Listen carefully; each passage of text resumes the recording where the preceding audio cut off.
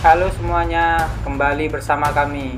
Tanpa berlama-lama, kita langsung saja ke ceritanya.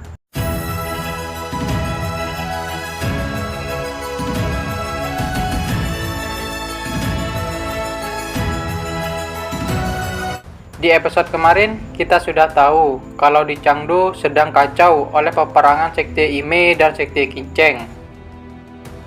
Kalian ingin tahu kelanjutannya? Jadi, tanpa berlama-lama, kita langsung saja ke ceritanya. Kita diawali dengan keadaan Zheng Hua yang terluka parah. Setelah dia bertarung dengan Seon, di sana ada seorang tabib yang sedang mengobati Zheng Hua. Tabib itu berkata, "Anda harus tenang, kalau tidak meridian Anda yang sudah distabilkan akan rusak kembali.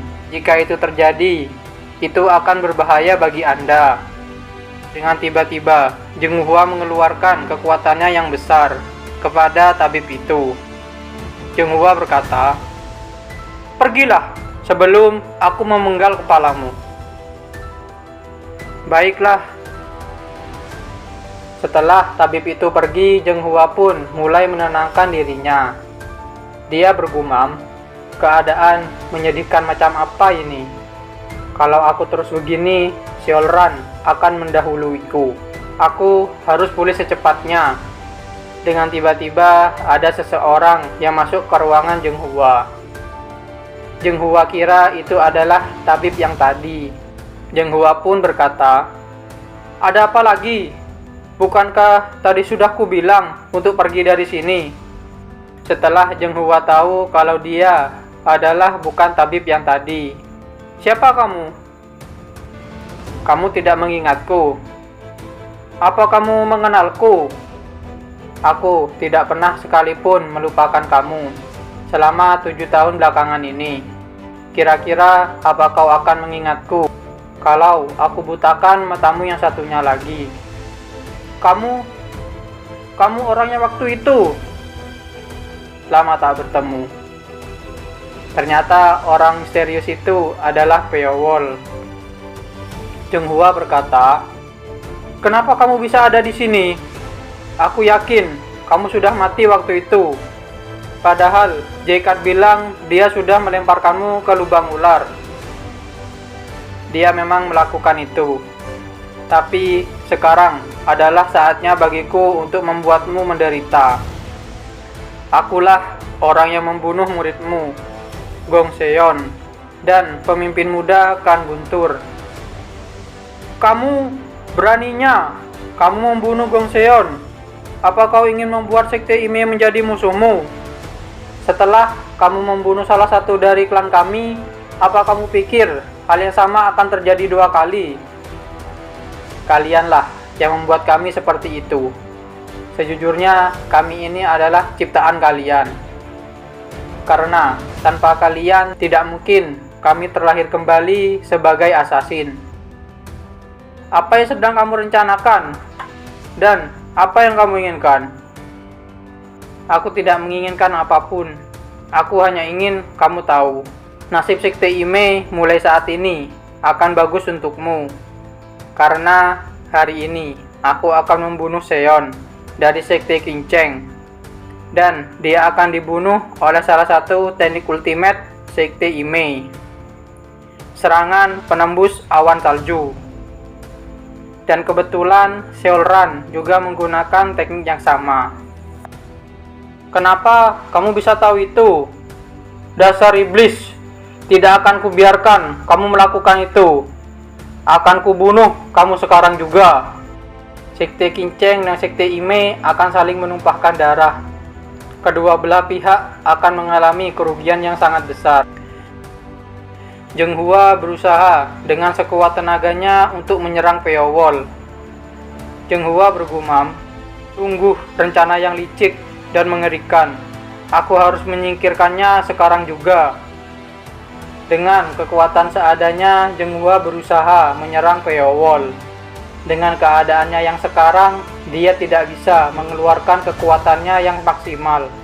Dan dia pun harus tumbang di depan Peowol.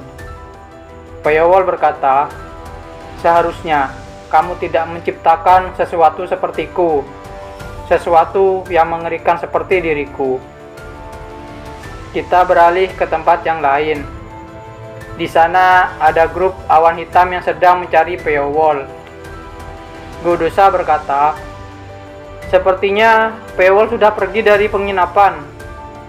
Grup pengamat bilang dia belum kembali sejak kemarin malam. Apa dia mengubah tempat tinggalnya karena dia tahu kalau kita akan datang ke sini? Sepertinya tidak. Dia cuma membayar kamar ini tapi tidak menggunakannya. Kemana dia pergi? Dan apa yang akan dia lakukan di luar sana? Kita beralih ke tempat klan surga keemasan. Di sana ada seorang murid yang sedang mengobrol. Kita harus berlatih sampai kapan? Entahlah, semuanya sangat sibuk setelah perang. Dan sekarang semua orang gelisah karena ada rumor kalau ada assassin di sekitar. Jangan bicarakan hal seperti itu. Bisa saja itu bertanda buruk. Dengan tiba-tiba ada sebuah ledakan di dalam bangunan. Sebelum ledakan itu terjadi, di sana ada Seon yang sedang bermeditasi. Dengan tiba-tiba ada seseorang yang datang. Seon berkata, "Siapa kamu? Karena langkah kakimu tidak bersuara, kamu mungkin tamu yang tidak diundang. Aku Peowol. Kenapa kamu mendatangiku di tengah malam begini? Siapapun yang berkunjung diam-diam di tengah malam pasti memiliki niatan yang tidak baik. Begitupun juga denganku. Ada hal yang mau aku tanyakan padamu.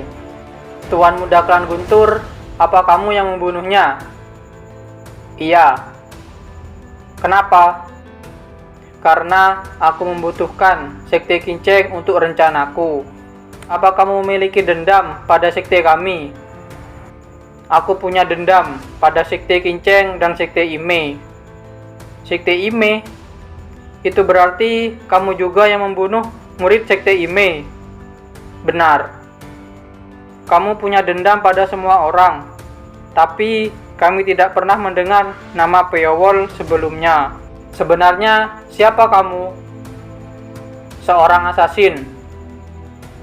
Sekte Ime membuatku menjadi seorang assassin, dan Sekte Kinceng membuatku menjadi musuh publik di Sichuan.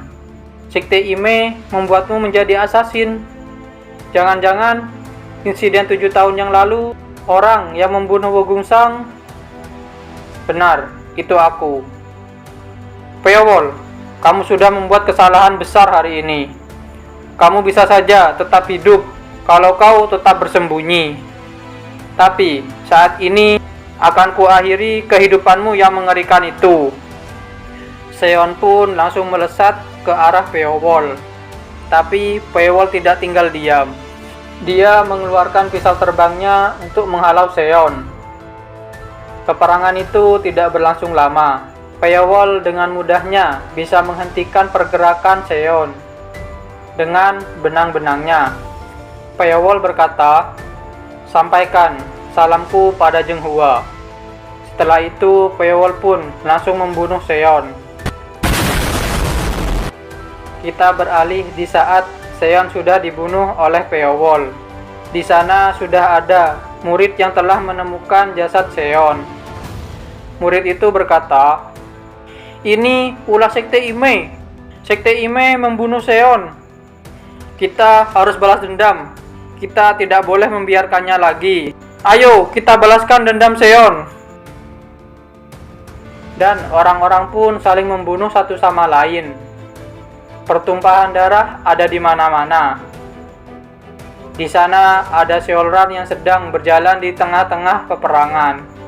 Dia berkata, "Ini benar-benar terlihat seperti neraka. Bagaimana bisa hal ini terjadi?"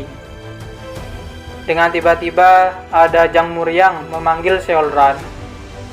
"Nona, Tuan Jang Muryang, ada yang ingin aku katakan padamu tentang pembunuhan sebelum pertumpahan darah ini terjadi." dan tentang orang yang bernama Peowol. Peowol, ucap Seolran. Kita beralih ke tempat Sekte Ime berada. Neti berkata, apa kau bilang? Yang membunuh Zhenghua bernama Peowol. Apa maksudmu asasin yang membunuh Wo Gungsang 7 tahun yang lalu? Apa dia masih hidup? Dan dia adalah penyebab Sekte Kinceng dan Sekte Ime menumpahkan darah mereka. Itulah yang diyakini oleh Nona Seolran. Tapi bagaimana bisa hal seperti itu terjadi? Kita memang sudah menguasai seni bela diri milik Sekte Kinceng. Tapi bagaimana caranya dia menguasai serangan penembus awan salju milik sekte kami? Ini hanya tebakan saya. Salah satu orang yang mati di gua bawah tanah, Gong Won, selalu membawa salinan buku teknik rahasia.